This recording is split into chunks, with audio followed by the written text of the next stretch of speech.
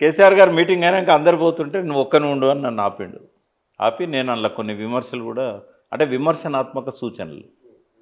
మొదటి రాష్ట్ర committee meeting ఇది. కేసీఆర్ గారి ఇంటి పైన అయింది నందినగర్లో. కిక్కిరిసిపోయింది మొత్తం. జగదీష్ రెడ్డి అందరు ఉన్నారు.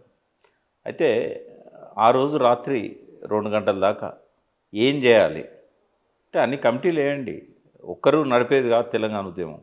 ఫైనాన్స్ కమిటీ వేయండి, ఈవెంట్స్ కమిటీ వేయండి, నిర్మాణాన్ని డెవలప్ చేయండి. ఇప్పటివరకు నిర్మాణం లేదు మనకి.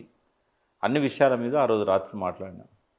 సరే ఏమైనా కూడా నేను కొన్ని కన్ఫెషన్స్ మీ ముందు నేను ఇప్పుడు తెలంగాణ సమాజానికి చేయదలుచుకున్నా. ఏమేమి? కేసీఆర్ లాంటి నాయకుడిని తెలంగాణ సమాజం కానీ భారత సమాజం కానీ చూడలేదు. అంబేద్కర్కి అవకాశం రాలే. అంబేద్కర్ గారు ఒక వాదాన్ని క్రియేట్ చేశారు. బ్రిటిష్ వాళ్ళ సమయంలో ఆయన కాంట్రిబ్యూషన్ ఉంది, రాజ్యాంగంలో కాంట్రిబ్యూషన్ ఉంది. కానీ ఆయన అనుకున్న సమాజాన్ని ఆయన సృష్టించలేకపోయాడు. ఎందుకంటే ఆయన చనిపోయాడు. ఆయన లైఫ్ అనేది అక్కడ ఎండ్ అయిపోయింది. కానీ ఉద్యమాన్ని జీరో నుంచి, అంటే మేమంతా చేసింది కొంత ఉన్నా కూడా అదంతా ఒక 1% కాదు. ఒక వాదాన్ని మేము తీసుకురాగలిగినాం, కొంత భావజాల వ్యాప్తికి మేము తోడ్పడ్డాం, కొన్ని పరిశోధనలు చేసి జరిగిన అన్యాయాలు వివక్షను చెప్పగలిగినాం.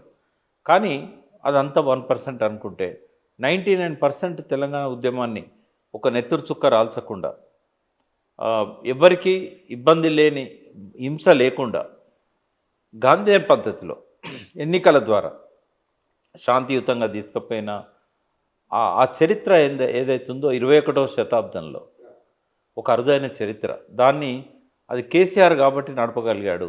ఆయన ఆలోచనలు, ఆయన వ్యూహము, ఆయన ఎత్తుగడలు, ఆటుపోట్లు వచ్చినప్పుడు తట్టుకునే ఆయన మనస్తత్వం చూడడానికి శారీరకంగా బక్కపల్చగా ఉంటాడు. కానీ నిజంగానే ఒక పాటలో రాసినట్టుగా ఉక్కుగుండెనే అనేది. ఆ రకంగా ఆయన దాన్ని వ్యూహంతో, చతురతతో, ఆయన వాక్చాతుర్యంతో దాన్ని నడిపించగలిగాడు. ఫెయిల్యూర్స్ లేవంటే చాలా ఉన్నాయి. మనకు డెఫినెట్గా ఏం చేయాలన్నా ఫెయిల్యూర్స్ ఉంటాయి. ప్రతి ఫెయిల్యూర్ నుంచి ఆయన గుణపాఠాన్ని తీసుకున్నాడు.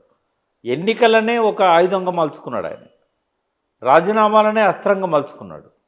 ప్రజల లోపల భావవ్యాప్తి కోసం సభలు పెట్టించాడు. ఏ సభ ఫెయిల్ కాలేదు. కేసీఆర్ పెట్టింది ఏ సభ ఫెయిల్ కాలేదు.